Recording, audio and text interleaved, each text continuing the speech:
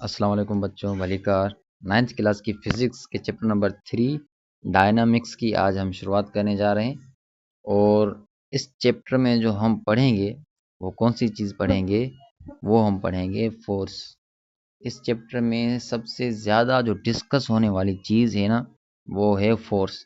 इसलिए बेहतर रहेगा कि इस चैप्टर की ये जो पहली वीडियो है ये आप अच्छी तरीके से समझ लें, क्योंकि इस पहली वीडियो में हम फोर्स को समझेंगे और इसके बाद जो टॉपिक आएंगे उन सारे टॉपिक्स में फोर्स से रिलेटेड जितनी भी चीज़ें हैं वो सब समझेंगे। तो सबसे पहले जो टॉपिक है यहाँ पर वो है फोर्स। फोर्स को डिस्कस करते हैं, लेकिन थोड़ा ये समझ लें। जो शुरू में लिखा हुआ है, what causes a body to change its speed. एक बॉडी अपनी स्पीड को क्यों चेंज करती है, उसके पीछे कौन सा काज है। What causes the cricket ball to change its direction from wicket to boundary line. जब बॉलर बॉल चलाता है तो वो बॉल विकेट की तरफ जा रहा होता है, लेकिन फिर ऐसा क्या हो जाता है कि वो बॉल जो है वो बाउंड्री लाइन की तरफ चला जाता है। उसके पीछे कौन सा रीज़न है। When you stop pedalling your bicycle it does not stop at once. जब बाईसाइकिल पर आप पेडल लगाना छोड़ दें, स्टॉप कर दें, तो वो बाईसाइकिल उसी टाइम में स्टॉप नहीं हो जाती। आप अगर पेडल लगा दे जाए और फिर अचानक साइकिल पे पेडल लगाना बंद कर दें, तो वो साइकिल फिर भी थोड़ी देर चलेगी, उसके बाद वो जाके रुकती है। तो ऐसा क्यों होता है। तो ये कह रहा है ये सारी जो चीज़ें हैं वो हम इस चैप्टर में समझेंगे। ये सारे जो इसके पीछे कौन कौन से रीज़न हैं वो सब हम इस चैप्टर में समझेंगे। तो इस चैप्टर में सबसे पहले हम क्या समझेंगे, फोर्स। ये फोर्स क्या चीज़ है।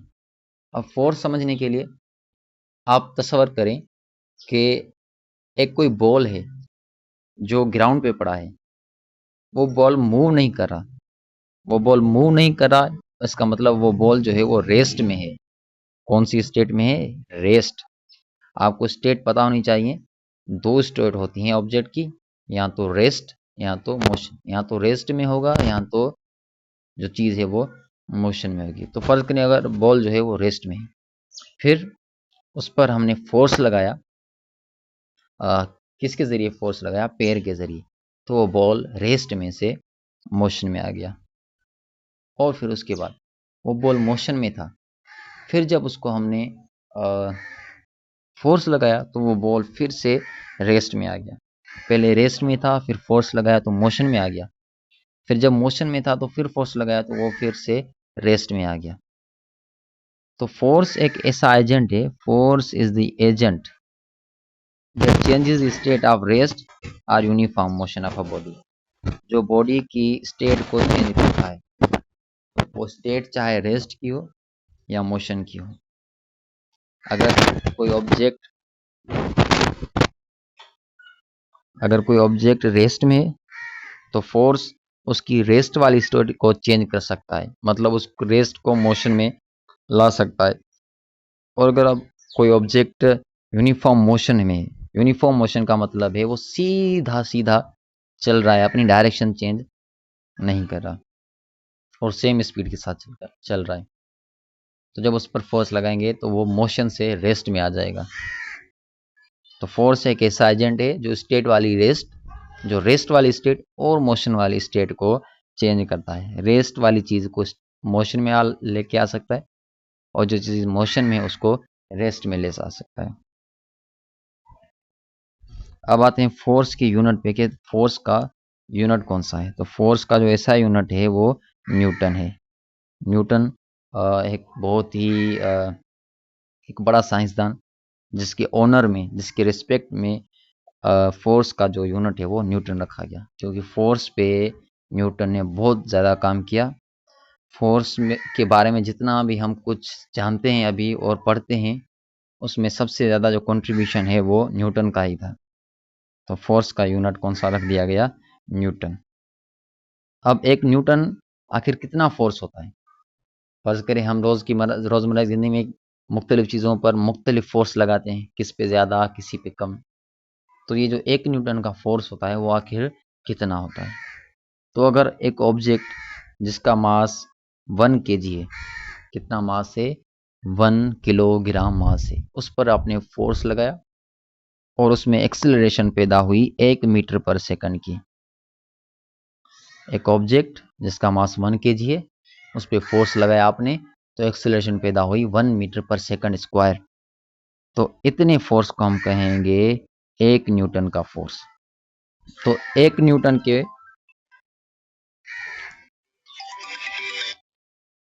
तो 1 न्यूटन फोर्स के जरिए आप 1 किलोग्राम मास वाले ऑब्जेक्ट में 1 मीटर पर सेकंड स्क्वायर की एक्सेलरेशन पैदा कर सकते हैं।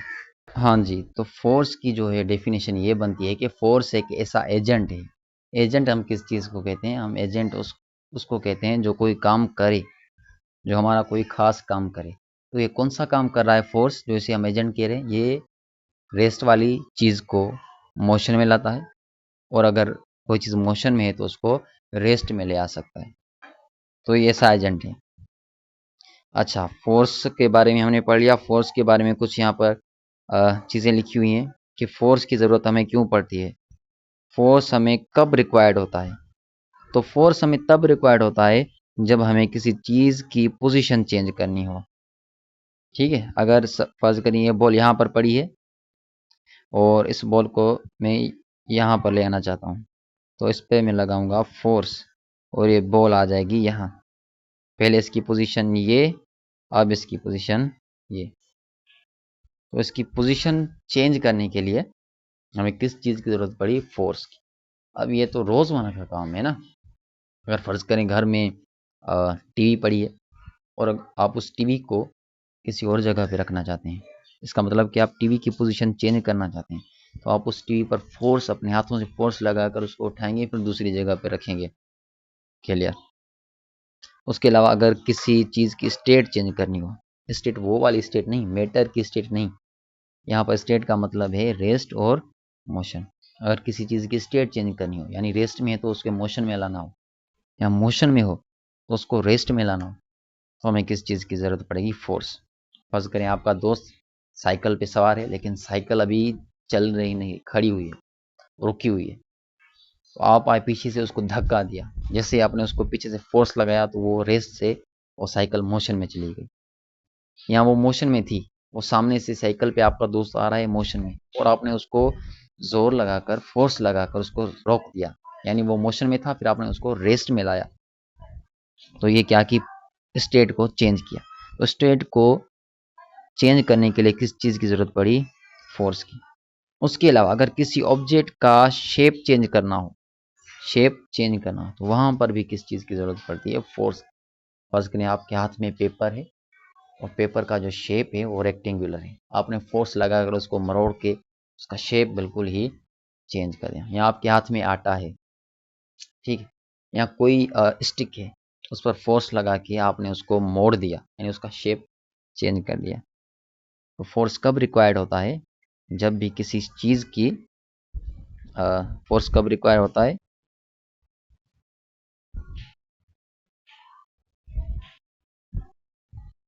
फोर्स इज रिक्वायर्ड, फोर्स तब रिक्वायर्ड होता है जब हमें किसी ऑब्जेक्ट की शेप चेंज करनी हो, या स्टेट, या पोजीशन। फोर्स की दूसरी डेफिनेशन है कि force can act as a pull और पुश एजेंट। फोर्स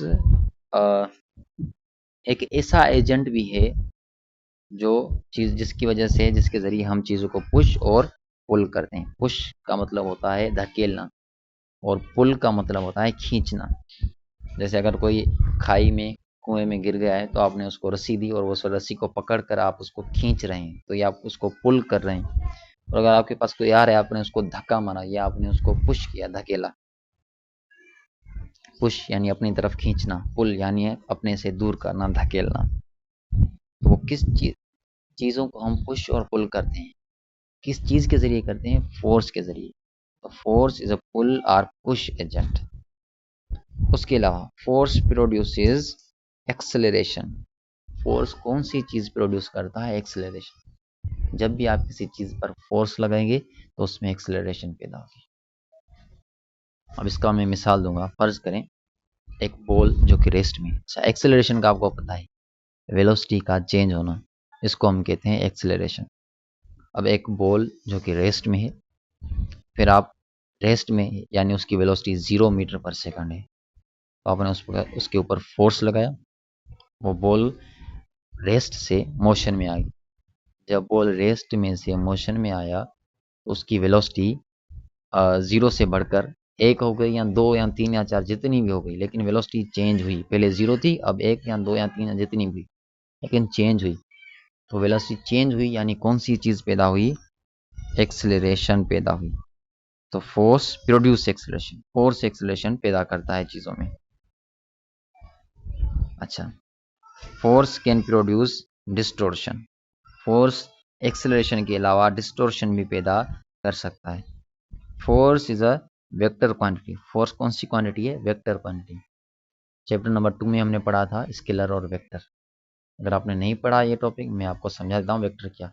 ऐसी क्वांटिटीज जिसके पास मैग्नीट्यूड भी हो और डायरेक्शन भी हो, ऐसी क्वांटिटीज को हम कहते हैं वेक्टर क्वांटिटी। जैसे फोर्स, फोर्स जब हम लगाते हैं ना, किसी डायरेक्शन में लगाते हैं, या अपनी तरफ लगाएंगे, या अपने से दूर, या ऊपर, या नीचे, या दाएं या बाएं, तो फोर्स हमेशा डायरेक्शन में लगाते हैं, किसी ना किसी डायरेक्शन में। तो फोर्स कौन सी क्वांटिटी हो गई? वेक्टर, क्योंकि हम किसी न किसी डायरेक्शन में फोर्स लगा रहे होते हैं, और जिस क्वांटिटी के पास डायरेक्शन हो वो कहलाती है वेक्टर। ठीक है, फिगर 3.1, ये है फिगर 3.1। ये रेस्ट में और उसको मोशन में लाने के लिए हमें क्या करना पड़ता है? फोर्स लगाना पड़ता है।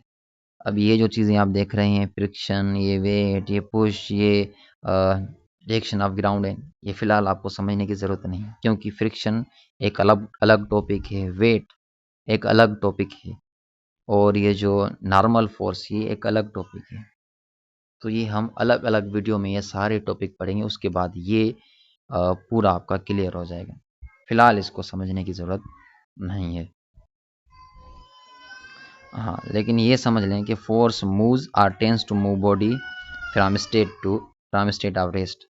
जो चीज़ रेस्ट में होगी तो फोर्स में इतनी वो है एबिलिटी कि वो चीज़ों को मूव करे या मूव करने की कोशिश करे, मूव करने की सलाहियत रखता हो। अच्छा, ये टॉपिक क्लियर हो जाता है यहाँ पर। ये एक चीज़ रह चुकी है, ये बंदा जो है ये क्या कर रहा है, ये बंदा इस बुक से भरे हुए बक्से पर फोर्स लगा रहा है, उसको खींच रहा है, पुल कर रहा है, लेकिन कितना फोर्स लगा रहा है वो इसको पता नहीं। तो ये मालूम करने के लिए इसने ये इंस्ट्रूमेंट यूज़ किया है।